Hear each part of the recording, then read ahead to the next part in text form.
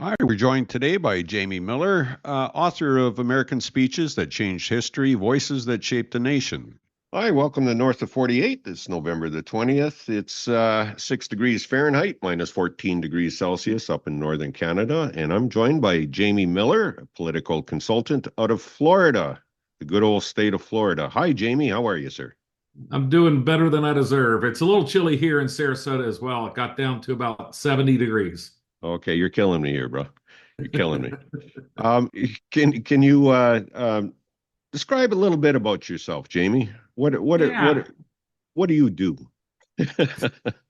I you know I tell people I was like when my dad had open heart surgery, he called the nurse over, and I'll make a long story short by just saying, here's my son Jamie. I don't know what he does, but he hasn't asked to borrow money in some time. There So, you go. so but I'm a political consultant, so I work with politicians, CEOs, um, big and small companies on things like reputation management. I work locally here in a government relations space for mostly a couple of nonprofits, our local hospital, just to make sure that the government environment is right for the goals that they want to meet. During my 30-year career, however, most people know me as uh, a campaign activist or political consultant. I've worked on everything from a rural bond issue for a hospital to build an emergency room, and to being a senior advisor to Newt Gingrich's presidential campaign here in Florida. So I kind of run the gamut. I'm a veteran of the Florida 2000 election, which some of your listeners may remember, or the recount, the hanging chads. And so for that election, I was director of grassroots. So mail-in ballots, poll watching, ballot integrity, door-to-door campaigns were all part of what me and my team did. And then following that, I was the executive director of the Republican Party of Florida. Right on. Hey, if memory serves, there was a bunch of Republican grassroots members that stormed the building when they were counting the ballots. Were you involved with that? That was in Miami. They called that the Brooks Brothers riot. I Yeah. think that's what they describe it on Wikipedia. I was not there. I was responsible. I was in Tallahassee at the headquarters with some people like Ted Olson, who recently passed and was the author of Bush v. Gore, the Bush portion of Bush v. Gore, and um, uh, Secretary Baker and Joe Albaugh. A lot of those folks were in the building there, as well was I. But yeah, that a lot of what we kind of saw a little bit in Pennsylvania going on here, where people just decided, oh, we're going to count ballots, even though we know they're illegal ballots. And I always tell people there's a difference between, a ballot does not become a vote unless it's legally cast. And so we saw in those three counties in Pennsylvania recently where they're trying to take illegal ballots and make them legally cast votes. And that was what was happening in Miami in 2000 when you saw the Brooks Brothers riot, so to Right. speak. Just a fascinating time in history, and I don't know, Al Gore. He sure caved pretty quick. I think is some of the rhetoric about that, but however it goes. So I'm gonna Well, say 37 days to cave, so it wasn't really fast, but it okay. was Good point. Good it point. seemed like forever for me, let's put it that way. Yeah, I'll say so. Well, with my seeing Mr. Bush and Mr. Reagan photos in the back, I think we can see which way you lean politically, which is cool. I Um, don't run from it, but I nope, I write a Substack called Reasonable Argument, so I try to think of myself as someone who's willing to have a positive public dialogue with anybody. right. And which brings to the political environment today. So you're interested or have been a part of grassroots activists for voting and as well as for making some money for the hospitals and stuff like that, right? To help Sure. them out. Yeah. Um, what way does your grassroots have you noticed a difference in the people that you deal with during the last 10, 15 years Well, the of the business has electorate? changed. the business has changed a great deal. In 2000, it was exclusively volunteers. 100% of the grassroots activists were volunteers who came to a headquarters, generally made phone calls, went door to door, and maybe did some mailings to, like absentee ballot voters or that sort of thing. That has evolved into a lot more of an app-based electronic or technical scenario where you use a lot more apps and text messages and things like that. 2020 and the pandemic certainly changed some of that, where people did not want to, people wouldn't come to their door, and they wouldn't talk to strangers at the door. You remember stories of people having laundry delivered, and they would put it in a special closet for 3 days to make sure the virus was dead before they would take the clothes out of that closet. And so it was a crazy time. So certainly people didn't like a whole lot of strangers at their door in 2020, and that really has kind of changed the way campaigning has worked. And so I think the Harris campaign here in the States decided that they were going to try to do it kind of the old-fashioned way and go door to door. And the Trump campaign kind of took a page out of Obama's book, it seemed, and decided to be much more technical about their grassroots activity and identifying people who were either likely to vote or were on their side, and trying to encourage them to vote through text messaging and other means. Well, I see Mr. Trump changed his tune from the last election about mail-in ballots and voting early. Yeah, and I always use the example of 2000 because so many people are familiar with it. And in 2000, there were 6 states, much like 1948 when Truman beat Dewey, right? There were 6 states that were separated by about 23,000 votes. Al Gore won 5 of those states. And one of the reasons why Florida was able to hold strong barely by its fingernails, 537 votes out of 6 million cast, was that we had an aggressive, at that time we called them absentee ballot campaigns, but it's very similar to the mail-in ballot campaigns of today. And George W. lost on election day, but we had banked a margin of 187,000 votes through that mail-in ballot campaign. And so that was certainly the difference in the race. And I'm very proud that that was my baby, so to speak. At the time, I was disappointed that we didn't hit 200,000, and I figured, I thought I was a colossal failure. And while all the George W. folks really said that they would have appreciated a 200,000 vote absentee ballot victory, but they certainly appreciated that it wasn't 186,000. Well said. Well said. Well, there's a lot of Canadians that go down to Florida. And so we love them. Come on down. It's beautiful. I'm sorry for that. I know Alex Lifeson from Rush got beaten up in a nightclub while trying to protect his son. That's a story a lot of Canadians know about. I don't know if many Americans know about, but where was that at? I think it was in Miami. I believe it was at a nightclub, and he was protecting his son, who was maybe a little mouthy from one of the bouncers. Certainly that I've been guilty of getting a little mouthy in nightclubs as well. So I'm just fortunate that it didn't end up like that. I'm on the west coast of Florida in Sarasota, so we're the sunset side of the coast, and Miami is the sunrise. So in Miami they stay up to sunrise. We take a bottle of wine to the beach, watch the sunset, and then go to bed. So does that mean you're close to Tampa then? Yeah, it is about 45 minutes south. Yes. Tampa Bay Lightning hockey team then. So did that tick you off that Florida Panthers won the Stanley Cup last year? I'm not even sure they did. But it's interesting because I love hockey, but I would not be considered a hockey fan. I'm still more of a baseball, bread and butter, and then football, and then hockey. But they are certainly, I go to at least a game a year. Normally I don't have season tickets, but I'll go to 1 or 2 games per year, and it's the passion around a National Hockey League game is incredible.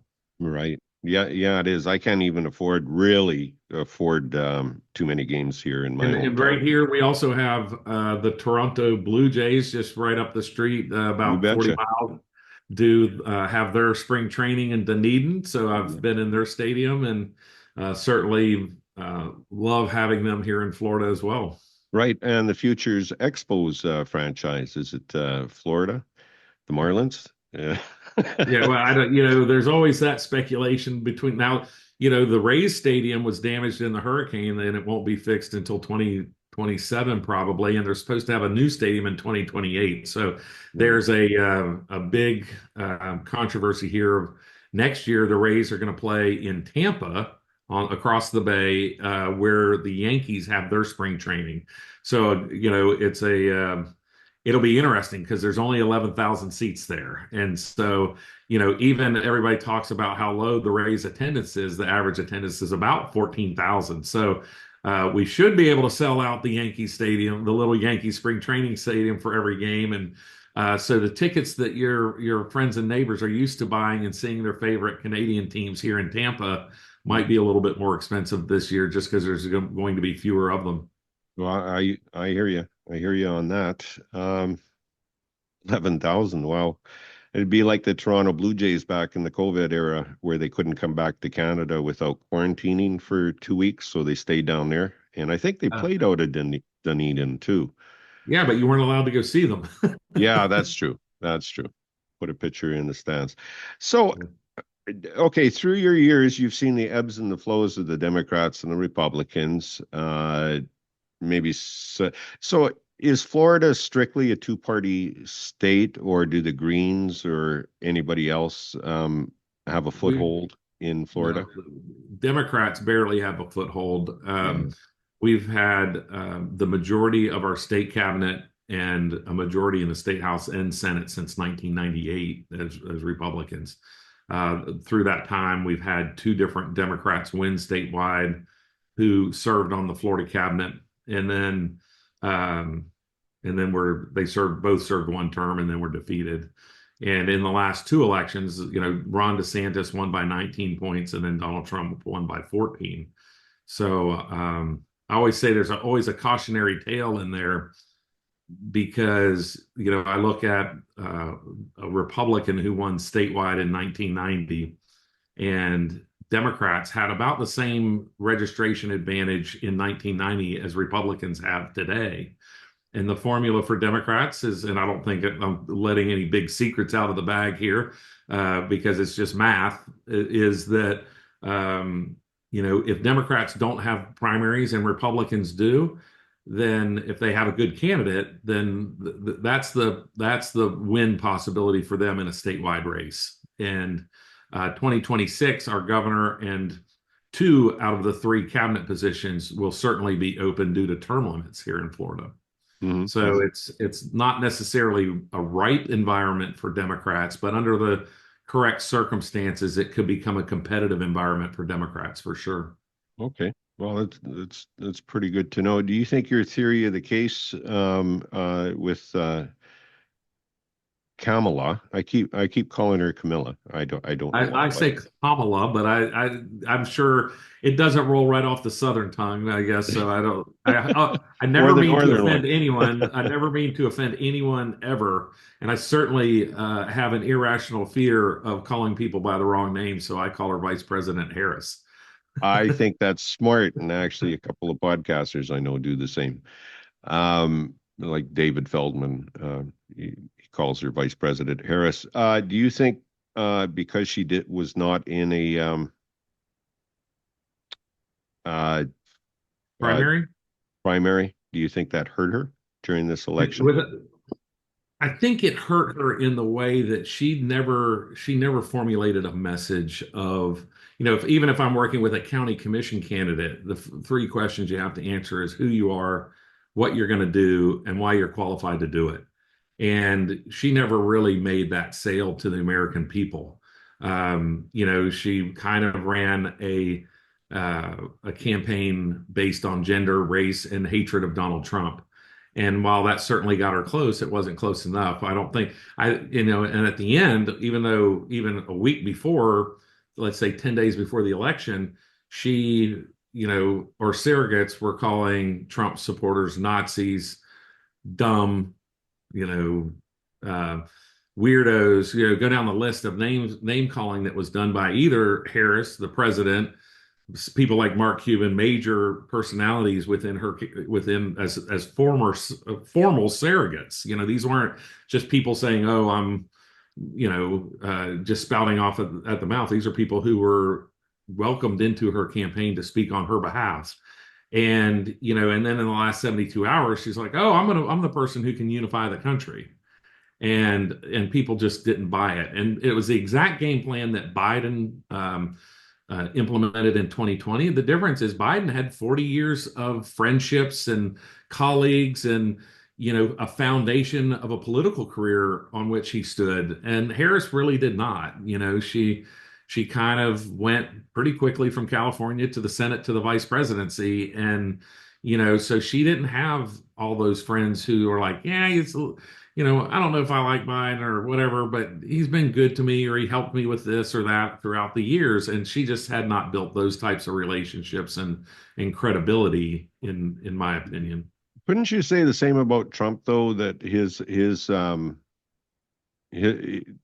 electioneering was about the same as well, calling people out, a little bit of maybe hate to some social class. So I certainly see where people could say that they ran similar campaigns in that way. But I think the difference is Trump had 4 years as president, and for 3 of those 4 years before an international pandemic, things were going pretty well. And people would say, and one of the things that I said during the campaign is most bipartisan economists would say, if you want to be intellectually honest, you want to look at, economic figures from February of 2020, not January 2021, if you want to compare the two presidencies.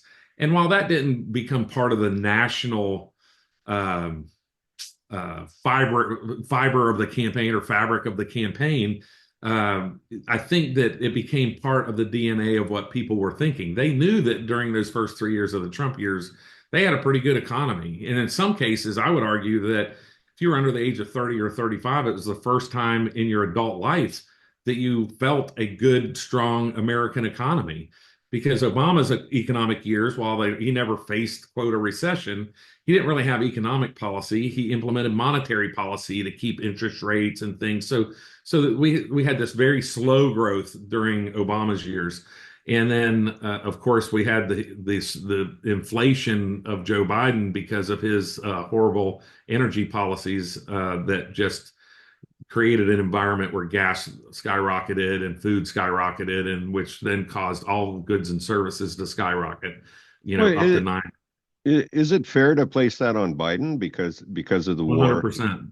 Yeah, really? 100%. Because you're still pumping out oil out of America. So, well, he's the one who reversed the energy policy. He's the one who, he's the one who said we are mandating all electric vehicles by 2032, which in some place like Florida is just not rational. It's not even close to being feasible if you're in a situation where you have to evacuate for a hurricane.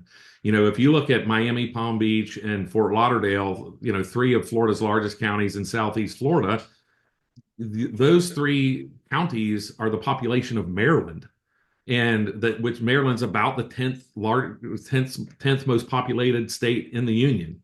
So those 3 counties are the size of the 10th largest state. And so, if you have to evacuate those 10 million people, and let's even say 2.5 million electric cars, they get as far as Disney World in Central Florida before you have to charge 2.5 million cars. And that's assuming that you're able to drive at 55 miles an hour or so, not the 2 or 3 miles an hour that people would be if they clogged the highways. And so there's in Sarasota, we're hit by Milton. The eye of Milton came within about a mile of my home, the technical eye. We were in the eye of the storm for 45 minutes, and we lost about a dozen houses on Siesta Key, not to flooding, but the garages flooded. Or in a lot of these places, the garages are underneath the house, right? The garage is ground floor, and then the house is above.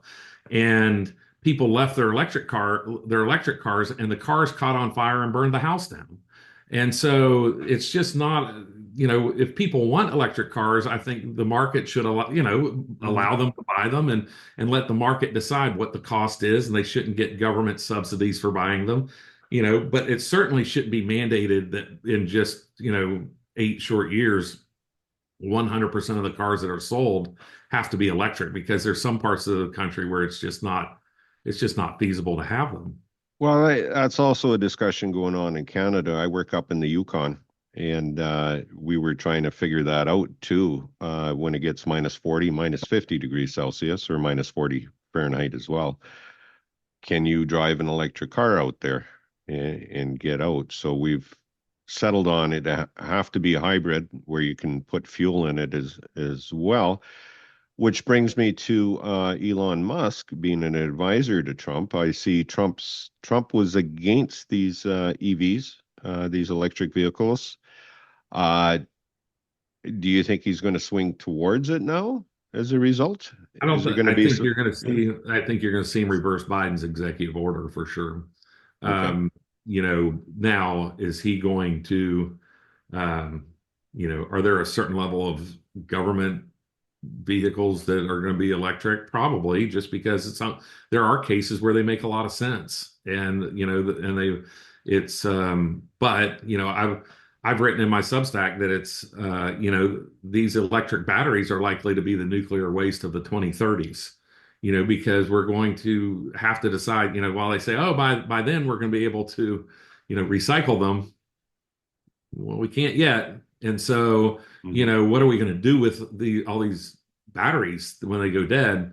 And and we have a heck of a time trying to figure out. We had set up Yucca Mountain in Nevada to be, the nuclear storage facility, and of course, people moved next to Yucca Mountain, and I think I'm pronouncing that correctly. But they moved next to it, and they're like, "Well, I don't want nuclear waste in my backyard, right?" Mhm. And so now it's like, okay, what do we do with that? I think for sure, the one thing that we know is, because of electric vehicles, even if you don't mandate it, and because of AI, we have to increase the availability of electricity by about 30% in the next 4 to 5 years, not 4 to 5 decades. 4 to 5 years, we have to produce and distribute 30% more electricity than we are today due to AI and electric vehicles. And so I think you're going to have to see major concessions by people who, want to say, oh, we're not going to have coal-powered electric plants, or, we can have natural gas, or, I've always been a supporter of nuclear plants if, we can do them safely. And we certainly had decades of having them safe. After, I think, 3 Mile Island was the last kind of situation in the States for sure. And I remember 3 Mile Island vividly, and I guess Microsoft is trying to get permission to restart it.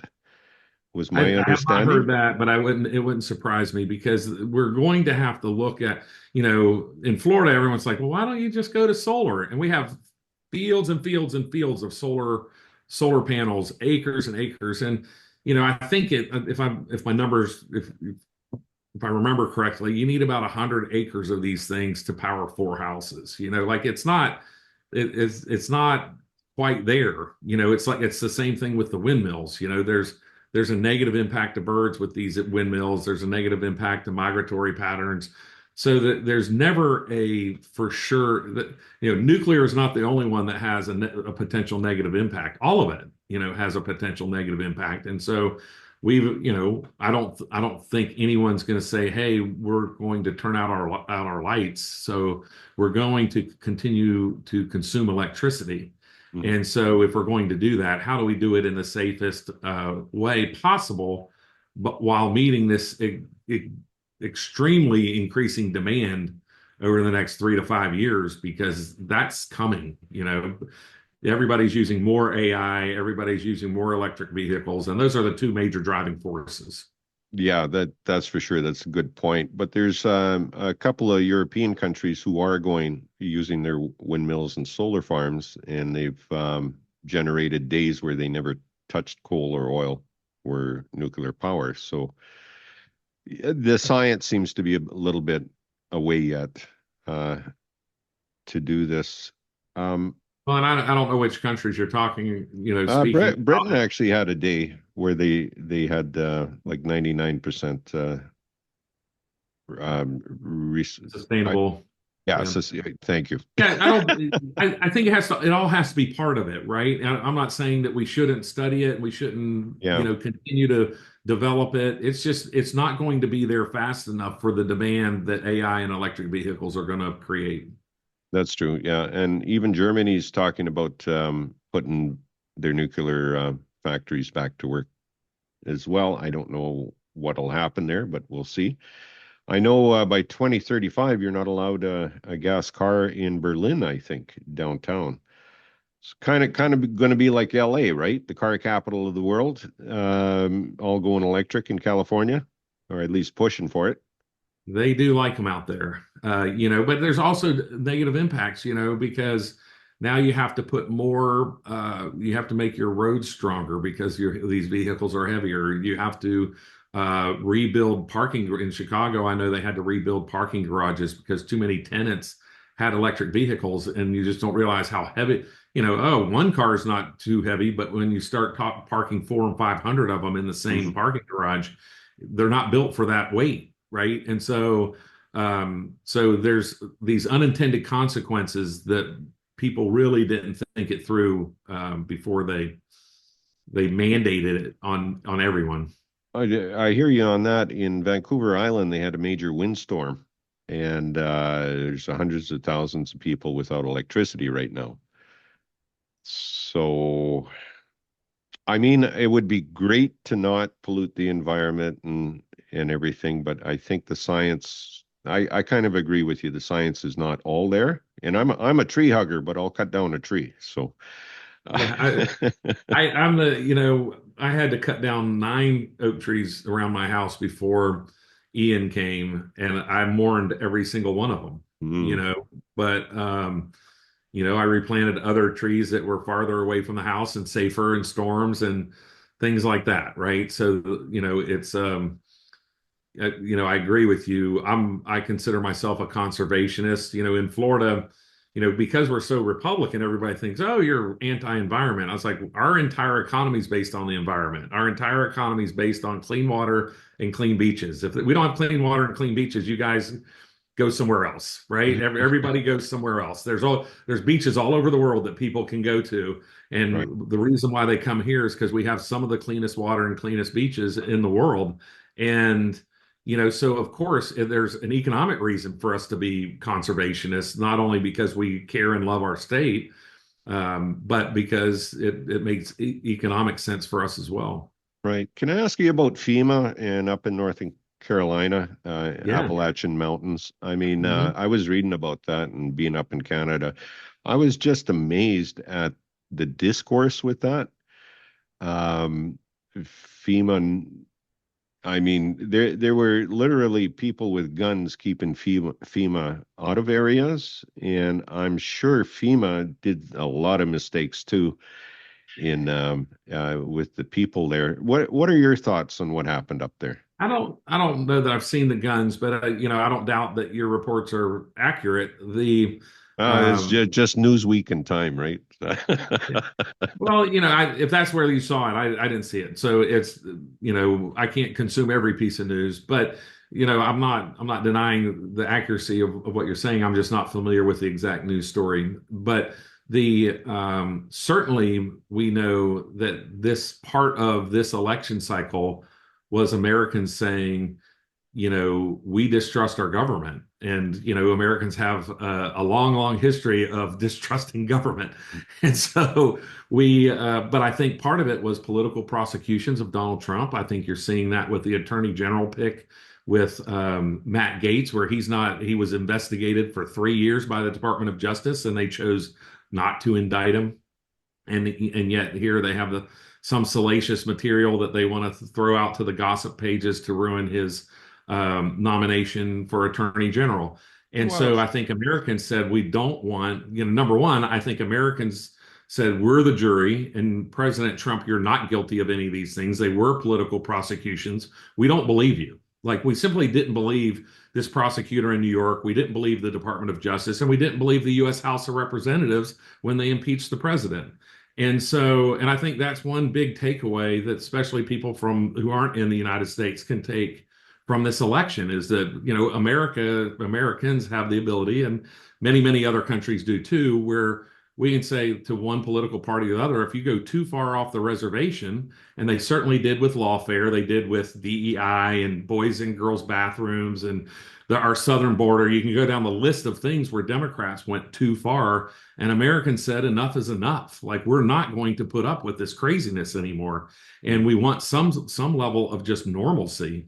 And so I like to use the word cautionary tale. The cautionary tale for Trump and his administration is, there's a fine line between, investigating these things and trying to get to the truth and for historical purposes and all those things, and that fine line of retribution.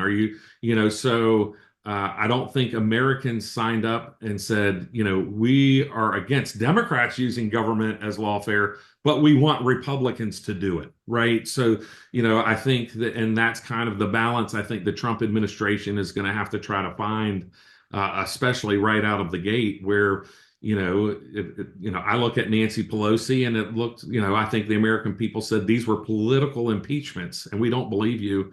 And so should Nancy Pelosi be investigated? Maybe. Is it going to be a huge distraction to the Trump administration? Certainly it will. And so, I think Donald Trump and the Trump administration has to decide how much of a distraction are we willing to have that's not going to help us meet our agenda to, have kind of these investigations and things. And I think part of it is, President Trump feels like history deserves an answer, right? And he wants history to exonerate him. And my belief is we, the people, exonerated him. And I don't know that he even needs it. I don't know that he needs a special investigation to say that these people did these things to us, because Americans already believe that politicians had political impeachments and political prosecutions, and so we just I don't know that it's necessary for him to achieve his goals. Right, and with Trump having the three parts of the legislature, it'd be easier. But I have to just push back a little. During Trump's term, it was the same. There was a lot of litigious. Like a lot of stuff in the House. They were taking people to court and stuff. Is this not a game between the Republicans and the Democrats where they, I didn't like that guy. Let's bring him in. Serious. It's a little bit more serious than a game, but I don't know that your analysis is far off. I think that one thing that we saw differently in Donald Trump in this campaign, which may or may not transfer to his administration, but certainly in this campaign, one thing that was different from him than the past, I like to say that some politicians govern by subtraction. If you go against me, you're out, sliced out, right? And there's other politicians like Bill Clinton, come one, come all, right? They practice the politics of addition. Yeah. And so Donald Trump in the past practiced the politics of subtraction. But during this campaign, he practiced the politics of addition. Robert Kennedy, Tulsi Gabbard, go down the list of people who he brought into his inner circle and helped him win this election. And Elon Musk and, people who he maybe wouldn't have trusted in the past, or maybe he wouldn't have, maybe he would have sliced out of his inner circle quicker than he did in the past. And so, my hope is that he continues to practice the politics of addition. Well, now you've got Dr. Oz going to take care of your Medicare and the health services for every American. So, okay. I hope that works out for you. I know Dr. Oz is a TV personality. I didn't really follow his Senate run that closely to know where he stands on issues. That's where I learned the word charcuterie. Was from Dr. Oz. Okay. Yeah, we just call it a platter up here, right? Yeah, that's what you're my kind of people. Yeah. Slice a I little bit, don't. throw some veggies on it. It's a platter. Yeah. Yeah, there you go. I like That's, it. um, that is amazing that he did bring Tulsi in, and you got Elon. However, didn't Gates call him Hitler or some? He was really hard on Trump for a while. Was it Gates or was it Vance? One of the two. But he's got my I point. don't think it was. I don't think it was Gates. Gates has been a long-term supporter of Trump. It could have been J.D. Vance. I don't know that he used the word Hitler, but he may have. Right. But that's the difference. Marco Rubio ran against Trump, I and now know. now he's the That's Secretary of State. So little Marco.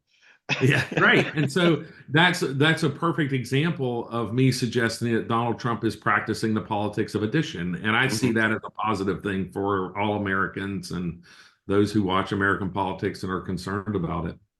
Right. Well, fair enough. With my interview with Chloe, who was a Democratic activist, I mentioned, and I'll mention it to you, that anytime you guys get crazy down there, it comes up north. And we have We an should- election next year, so I'm kind of curious what's going to happen. They're always fun to watch. So if I have bag will travel. So as a political consultant, I'm happy to come up and help good candidates. Well, I think it's about 20 years now where I've been deeply involved in American politics, to the Mhm. point where it's like a soap opera. And I'm actually glad there's some silence and some peace right now, um, on the internet. Well, somewhat. Darn it. What do you think, this administration with Trump? Do you think he's going to do some good things for the American You people? know, Is the world safe? Can I ask you that? Well, the world was safer during his 4 years of a presidency outside that pandemic than it had been in some time or has been since. And so, if history is our guide, that we will be safer with Trump as president than we would have been with Harris. Now, that's also suggesting that all these things happen in a vacuum and are going to repeat themselves, and we know that's not the case, right? So, um, we I think that we are better off with Trump and I think people can, trust that. The big concern for international viewers of American politics are, tariffs and the wars, right? That's the things that they seem to be most concerned with, and people ask me, like, well, is he going to go through with tariffs? I don't know. Like if I'm going to be intellectually honest, I don't know. The truth of the matter is, I think he's going to balance some of that. He's not going to allow Chinese electric vehicles manufactured in Mexico to come across our border without tariffs. That much I can tell you. And so he's going to. I think it'll be pinpointed on certain things that he sees as specific threats to either our manufacturing or economy or national security. I think he'll tackle those things first. I recently had an interview on the BBC, and they were very concerned about the war in Ukraine and Marco Rubio's appointment to Secretary of State. And I've known Marco for more than 2 decades as a friend and as a colleague, and he is there's no greater American we can have in that role because his parents faced and fled a communist regime.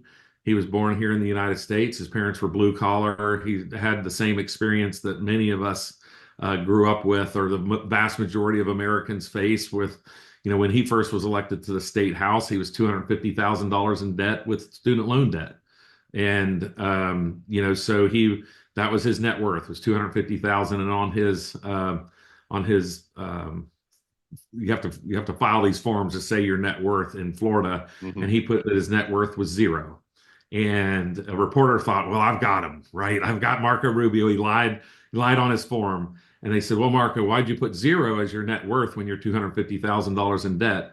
And he just smiled and said, I refuse to believe a human being is worth less than zero. Yeah. And so Oh, that's good. That so was he good. has so he has a sense of humor, but he also knows how to disarm through that humor. And, I think people, as they get to know Marco, will realize that number one, he is a serious foreign policy expert. He is serious about the freedoms that America provides, not only its citizens, but the rest of the world. Mhm. And when you look at things specifically like Ukraine, I think the first order of business is to ensure there's not escalation. 3 weeks ago, North Korea sent 10,000 troops to Ukraine on Rumors behalf are of there's going to Putin, be 100,000. Yeah. and it was barely reported here in the mainstream media.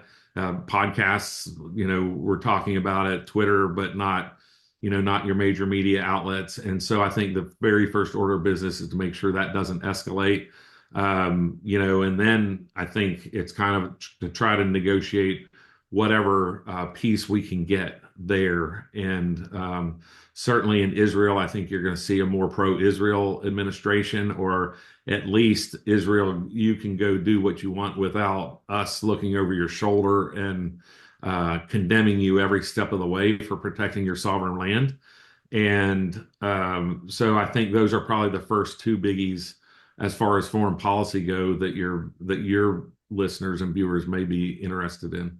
Well, coming from a Ukrainian Polish community up in northern Canada, we've been watching the Ukraine war. I've had some activists on the podcast and some Russians as well. What like Ukraine's in a hard spot right now. I think Zelensky's doing everything right with Trump, with the words he's saying. Do you think Ukraine will still get some support from the United States like they are now? Or do you think that's going to go down, or you can't I don't answer? Well, I'm not a surrogate for anybody, so I'm Right. just a U.S. citizen on your show. So I'm not privy to international secrets. So what I Well, that's suggest why I is, brought you on. I want you to yeah, spill the secrets, my friend. so I have opinions, right? So Right, I don't have, so what I share is certainly not the United States' foreign policy, right.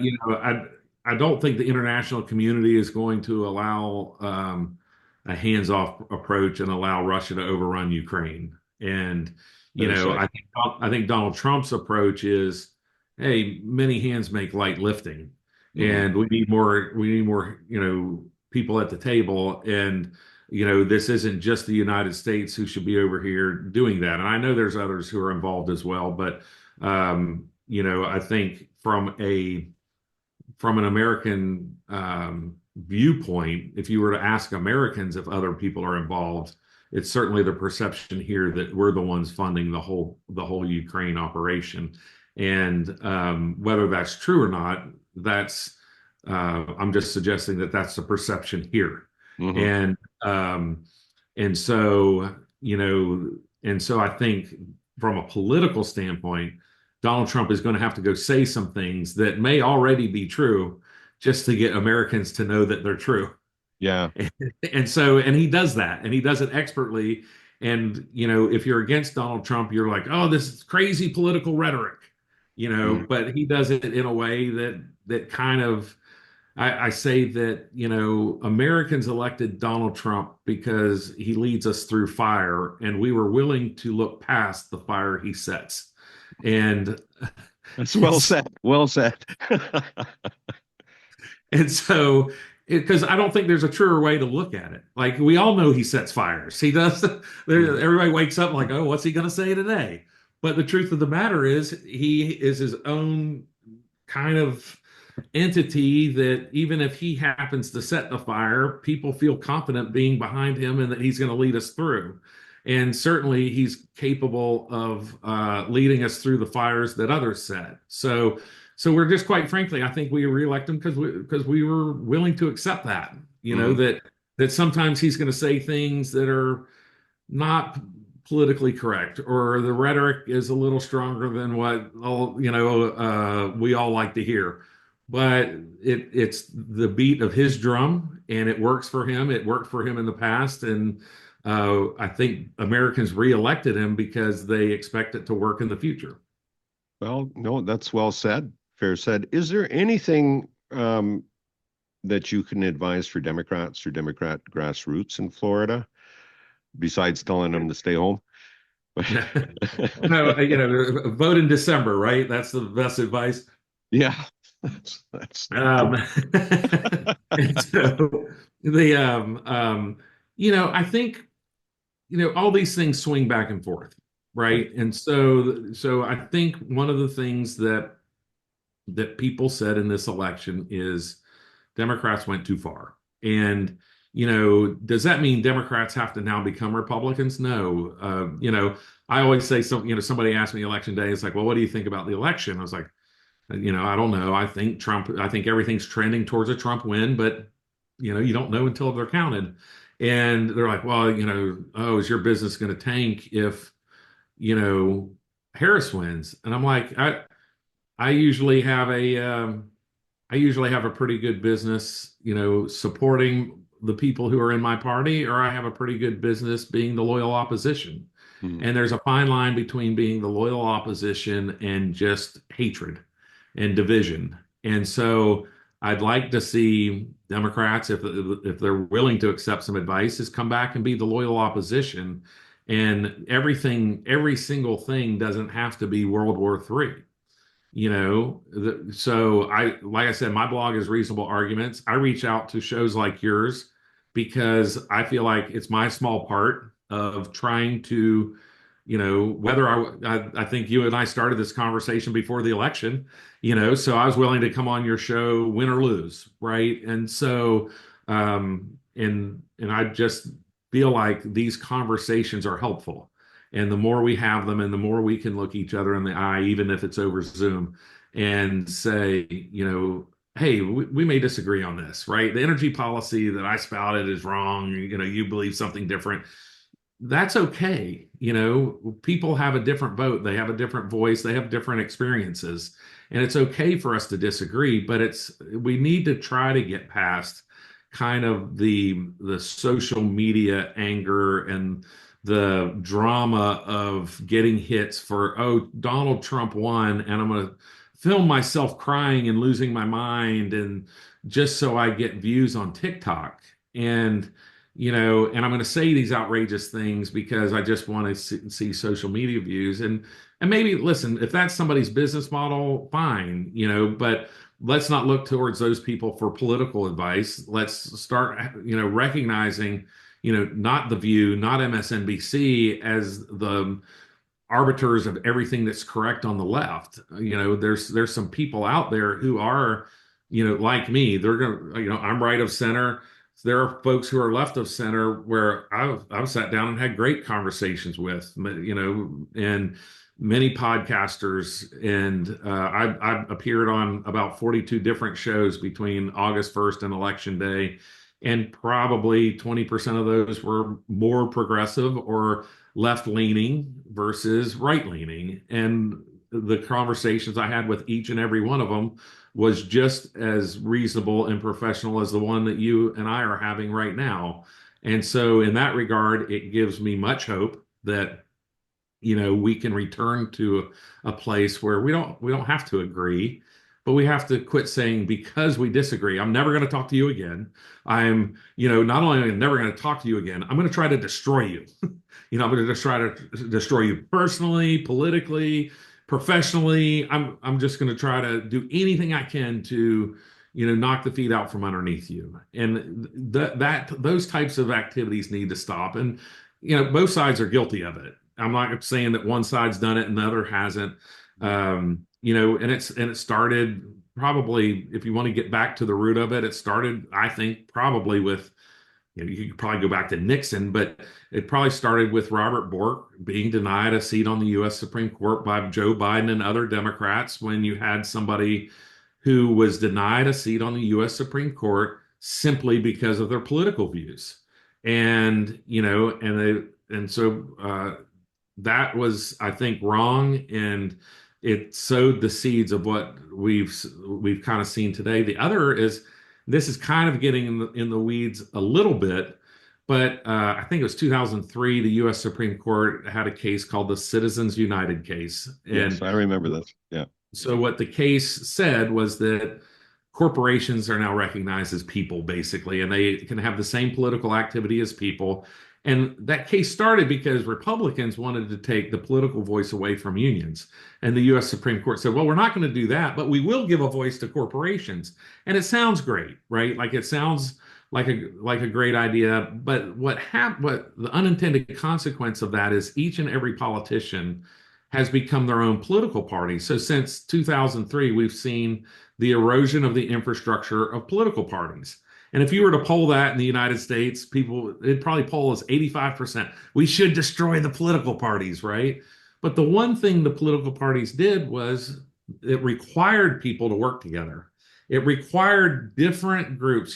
For forever, it would be, if you were from a southern state, whether you're a Democrat or Republican, when something came out and it was regional, it was southern, you voted with your state Democrats before you would vote with a liberal Republican from New York, and that's gone by the wayside, so and I'm not saying that regionalism is better than political divides, but you had more of a, hey, let's work across the aisle type of idea versus, it's my way or the highway. And one of the reasons why is because every single politician, if you have a billionaire behind you, supporting you, every single politician has their own political committee, which is basically their own personal political party. And so as long as I'm talking the language of that one donor or my three major donors or whatever that is, half a dozen major donors, then you're able to be viable as a politician. Where before all that money had to come through the party, it was kind of, collectively like, hey, this is what we're going to do as a party. That's what they're going to do as a party. And we would, sometimes people would be like, okay, well, I'm not with the party on this. And this folks would be like, Democrats would say, I'm not with my party on this. So then these folks get together and maybe they become the majority over a particular issue. Right. More in the middle. And that type of environment doesn't exist right now in American politics. Wasn't Bush and Kerry, wasn't that government funded where you got so much money if you both agreed to it? I know Jimmy Carter's was before all this money flooded into the political discourse, which is kind of made it hard to parse who's right. Vice President Harris blew through billions of dollars, and she's $20 million in debt right now. Donald Trump, the same. There was a lot of money spent on this campaign. And yeah, I was looking at the Federal Election Commission report. It's so much worse than that. Like, it's something, and I wish I had it up. And but I want to say between political committees, PACs, and campaigns are the least of the spenders. Right. And so where the two campaigns spent $2 to $3 billion together, political committees spent about 20. Right. And so the campaigns, when you start thinking, and this is my point, so you had campaigns spend about 15% of the money spent. And now you're like, okay, well, I've been part of campaigns where I've had a candidate, let's say, raise $100,000 and we're doing what we need to do. And then somebody may even come in to help us with $500,000 that I don't even know about. And it's just like, oh, now mail and TV is running. And I, as a consultant for a candidate, I've lost control of the message because I only have 20% of the money. And this other group, this third party group, has 5 times the money and is helping, but sometimes it's not, just simply because they're not on message with, the overall plan for the campaign. So it becomes, I've been an advocate from probably the late 80s or early 90s that political candidates should be able to take as much money from anybody who's willing to give it, as long as they report it directly to their campaign. So if you want Microsoft to take a $3 million check from Microsoft and you're willing to stand in front of your constituents and explain to them why Microsoft is, giving you $3 million and your constituents accept it, fine. But what we need to get rid of is all these shadow groups where Microsoft is spending $1 million here, that gets moved there, that gets moved there. And then by the time it shows up on television or people's mailboxes, you don't even know that it's Microsoft that spent that money. That's a fair point. I'd hate to be the Microsoft candidate if I was running anywhere. But Not if they gave yeah, you $3 million. well, yeah. I That's what I liked about Bernie Sanders' campaign. He just asked people to look in the cushion for his change and send it in. And he was very prolific in fundraising, was he not? Bernie During the was, and Yeah, I still think that if they had not, Donna Brazile had not put her finger on the scale, Bernie Sanders probably would have been the nominee in 2016, and we could have seen a different outcome then. I don't think America would have liked the results of a Bernie Sanders presidency, but Democrats have now had, three elections, presidential elections in a row, where they have not allowed Democrat primary voters to weigh in at all for the that's most good. part. That's a good point. For Bernie's sake, though, he seemed to have a lot of attention from Trump voters too. The Well, same part of blue collar and young men.